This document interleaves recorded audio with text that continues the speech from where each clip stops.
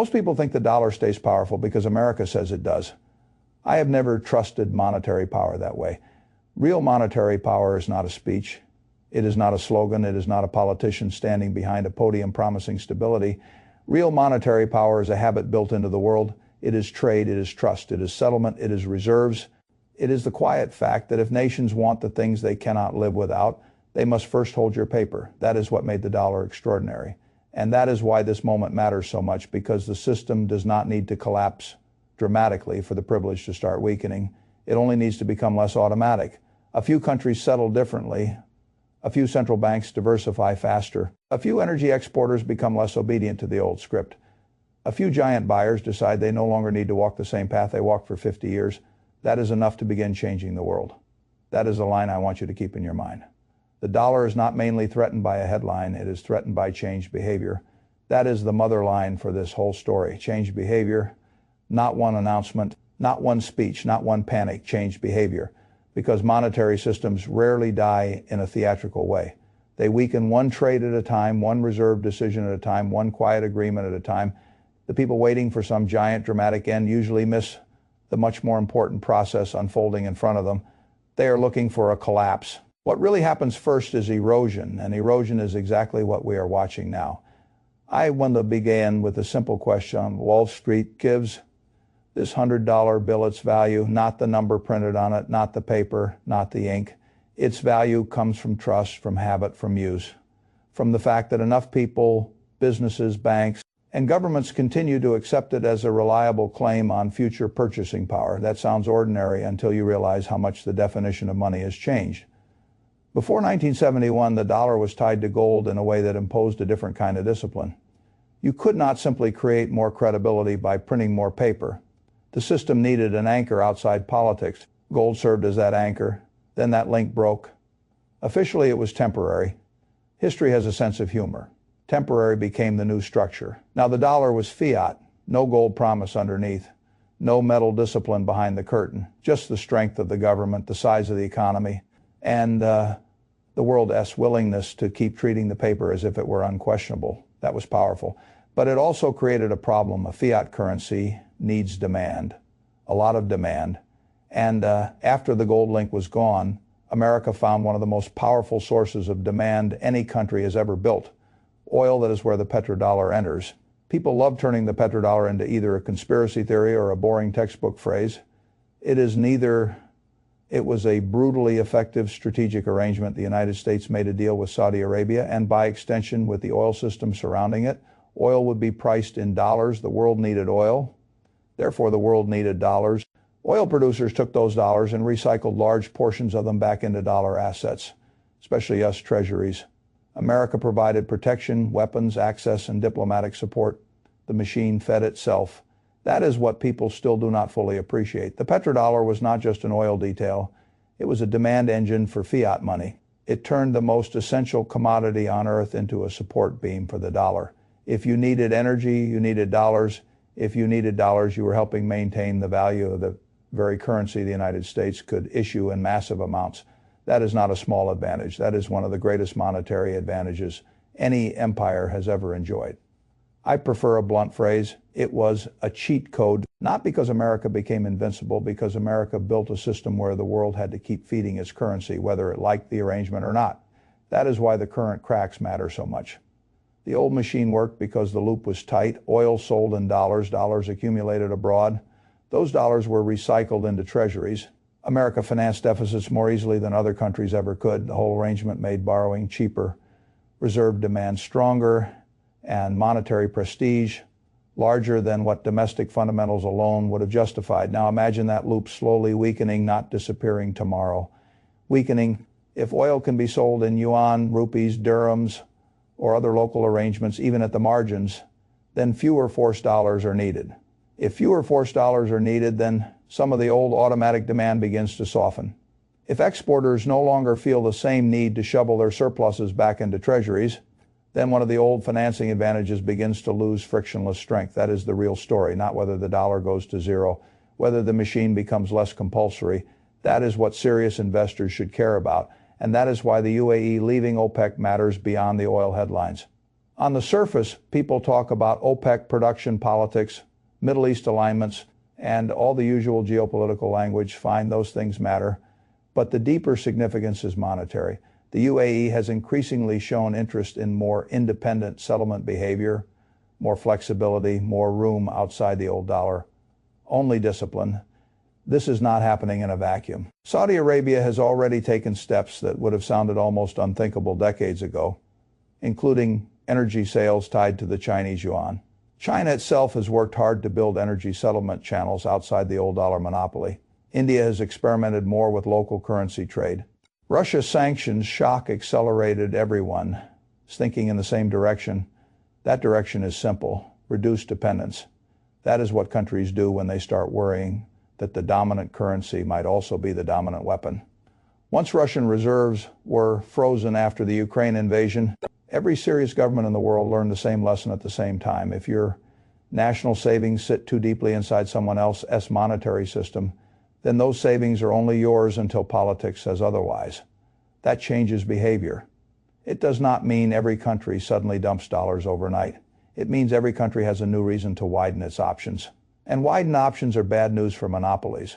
That is what the dollar had for a very long time, a monetary monopoly in the places that mattered most, not absolute, but close enough. Now it is becoming something else, a dominant incumbent. Those are not the same thing. A monopoly commands obedience. An incumbent commands habit until enough alternatives become usable. That is where we are moving. And once you see it, the gold story makes much more sense. People love mocking gold because they do not understand what role it plays. They think gold is for doomers, bunker people, or old men who do not trust banks. Some of those people buy gold. Fine. I am not interested in defending every gold fanatic alive. I am interested in incentives. Central banks have been buying gold at a historic pace. That is not emotion. That is official behavior, and official behavior matters more than internet opinion. Why do central banks buy gold? Not because gold generates cash flow, not because it has a charismatic CEO, not because it is fashionable. They buy gold because gold is no one else's liability. That sentence matters more than almost everything else. In this whole discussion, gold cannot be printed. It cannot be frozen the same way foreign reserves held inside another country's banking system can be frozen. It cannot be debased by one more emergency spending bill. It cannot default because it is not someone else's promise. That is why gold buying matters so much now. It is not mainly an inflation trade. It is a trust trade. It is a neutrality trade. It is reserve diversification by institutions that are no longer comfortable pretending the old monetary order is beyond question. That is why I like to think about this through three forces: de-dollarization, debasement, diversification. De-dollarization is the slow reduction in the dollar's compulsory role in global trade, especially energy. Debasement is what happens when the United States keeps issuing, borrowing, and diluting against a level of confidence that assumes the world will always tolerate it.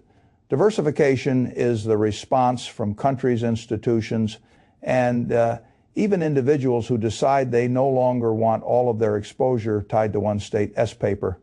Put those three together and gold stops looking like a relic. It starts looking like a reserve asset waiting patiently for paper empires to become less unquestioned than they once were. Now let me say something equally important. This does not mean the dollar disappears tomorrow. I do not deal in cartoon endings. America still has the deepest capital markets in the world. America still has military reach, legal infrastructure, a giant consumer economy, massive corporate strength, and the world's most important equity market. Those things do not vanish because a few oil trades settle differently, but that is not the right standard. The right standard is not whether the old order vanishes overnight. The right standard is whether the old order becomes less automatic than it was. That answer is yes. And yes is enough to matter enormously over time. People keep asking the wrong question. Will the dollar collapse? That is too dramatic and too childish. The better question is this: does the dollar now have to compete harder for demand it once received almost automatically? That is the real question. And again, the answer is yes. That matters for government debt. It matters for inflation. It matters for rates. It matters for reserves. It matters for portfolio construction. It matters for anyone who still thinks idle paper claims are the same thing as security. I have always believed that the most dangerous monetary change is not the obvious one. It is the subtle shift from unquestioned privilege to challenged privilege. That shift changes incentives everywhere. It changes how much debt a country can issue without consequences. It changes how much inflation foreign holders will tolerate.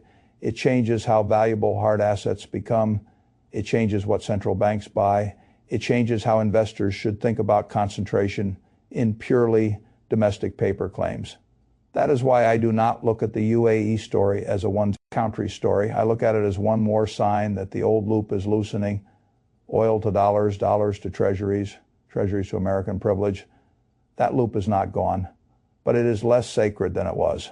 And in markets, less sacred is enough to create repricing. Now let us talk about what that means for actual positioning, because I am not here to simply narrate doom. First, I would think seriously about gold, but in the right way, gold is not a productive asset in the way a business is productive. It does not earn, innovate, or compound through retained cash flow. Gold is a monetary hedge, a trust hedge, a reserve hedge, a neutral store of value when paper systems begin looking more political, more diluted, and less permanent. That is how I would think about it. Not as religion, not as magic, as insurance.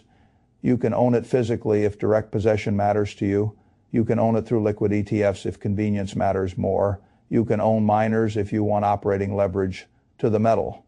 Though miners bring companies specific risks that are completely different from simply owning gold itself. Those are different tools for different jobs. Second, I would think internationally, but with intelligence, not because America is doomed, because concentration in one monetary system becomes less attractive when that system's unique privilege is slowly being challenged. International exposure can mean developed markets, emerging markets, specific countries, specific sectors. The exact lane matters less than the principle. If the world is becoming more multipolar financially, then a portfolio that still behaves as though one center will dominate forever deserves fresh scrutiny. Third, I would think carefully about energy, not because oil is a moral ideal, because energy is still one of the deepest strategic commodities on Earth. If the old petrodollar discipline weakens, energy producers and energy-aligned states gain more room to negotiate, demand, and reposition. Domestic energy exposure can matter. Oil infrastructure can matter. The exact path will vary, but energy is not becoming less strategic. It is becoming more openly political. Fourth, I would look at defense with sober eyes. More geopolitical fragmentation usually means more spending on security, military systems, and hard state capability. People can feel however they want morally. Markets do not ask permission for morality. They price contracts, budgets, and strategic urgency. And fifth, yes, I would still keep meaningful exposure to the broad American economy because, again, this is not an extinction story. It is a repricing story. America remains powerful. U.S. companies remain powerful. Broad equity ownership still matters tremendously. The mistake would be thinking that because America stays powerful, nothing about the monetary architecture around it is changing. That would be lazy. The smarter posture is not all in fear. It is less naivete. That is the upgrade. Less naive about paper promises, less naive about reserve politics, less naive about sanctions, less naive about deficits, less naive about what central bank gold buying is signaling, less naive about how slowly and how powerfully changed behavior can undermine a system that once looked untouchable. So if I were reducing this whole source document into one hard Buffett-style truth, it would sound like this. The old petrodollar machine made the dollar more than a currency. It made it the required toll road for the world's most essential commodity. If that toll road becomes less mandatory, then America's monetary privilege does not need to collapse to become more fragile. It only needs to stop being unquestioned. That is already happening, and that is why gold knows before most people do.